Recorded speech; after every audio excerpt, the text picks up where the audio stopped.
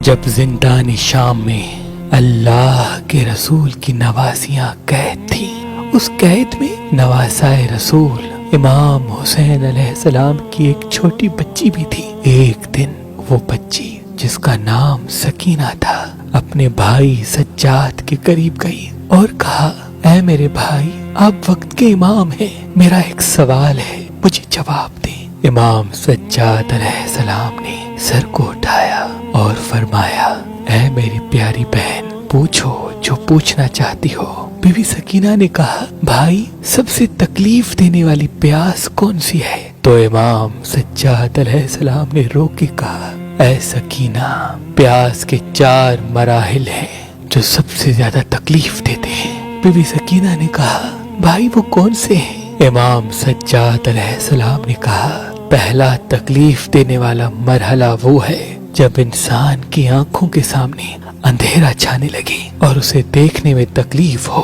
تو be be Sakina نے کہا، بھائی وہ کیسا ہوتا ہے؟ امام سجاد نے رو کے کہا، جیسے تمہارا بھائی قاسم وقت شہادت بابا حسین کے قریب گیا اور کہنے لگا، اے میرے آقا، مجھے آنکھوں سے صحیح نظر نہیں آتا۔ اس وقت وہ پیاس کے پہلے درجے پہ تھا۔ بی بی سکینہ نے رو کے پوچھا، بھائی دوسرا درجہ؟ تو امام سجاد علیہ السلام نے رو کے کہا، اے میری پیاری بہن، دوسرا درجہ پیاس کا اور تکلیف دینے والا ہے جب انسان کی زبان خشک ہو جاتی ہے اور وہ منہ میں چپک جاتی ہے۔ بی بی سکینہ نے کہا، بھائی وہ پیاس کیسی ہوتی ہے؟ امام سجاد نے رو کے کہا، سکینہ، جب کربلا میں تیرا بھائی اکبر میدان میں تھا، اسے پیاس تکلیف دے رہی تھی، وہ دوڑتے ہوئے آیا اور کہنے لگا، بابا میرا منہ خشک ہو گیا ہے، مجھے پانی دو۔ تو تیرے بابا حسین نے کہا، اکبر تو اپنی زبان میرے منہ میں ڈال، شاید تجھے آرام ملے۔ جب تمہارے بھائی اکبر نے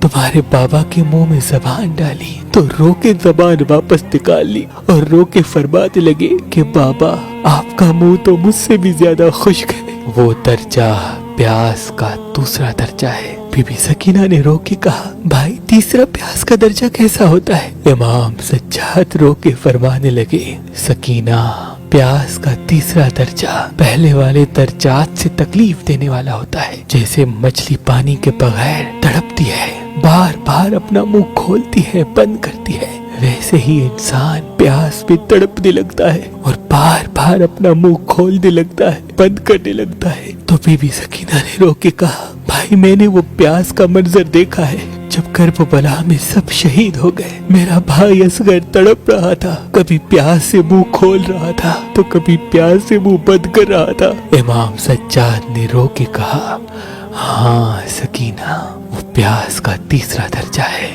بی بی سکینہ نے کہا، بھائی پیاس کا چوتھا درجہ کیسا ہوتا ہے؟ امام سجاد خون کے آنسو رونے لگے اور رو کے فرمانے لگے، سکینہ، پیاس کا چوتھا درجہ وہ دردناک منظر ہے جب انسان کے جسم کی نمی ختم ہو جاتی ہے اور انسان کے جسم کا پانی خشک ہونے لگتا ہے، پھر انسان کی ہڈیوں کا گوشت انسان کی ہڈیوں کو چھوڑ دیتا ہے اور جو کپڑے زیب تن ہوتے ہیں وہ انسان کی کھال میں پیوست ہو جاتے ہیں۔ بی بی سکینہ نے رو کے کہا، بھائی میں نے یہ منظر نہیں دیکھا۔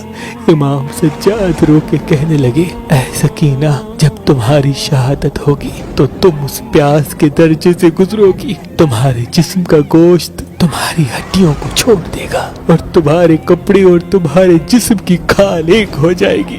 یہ سن کر قید خانے میں کوہرام مچ گیا، سب رونے لگے۔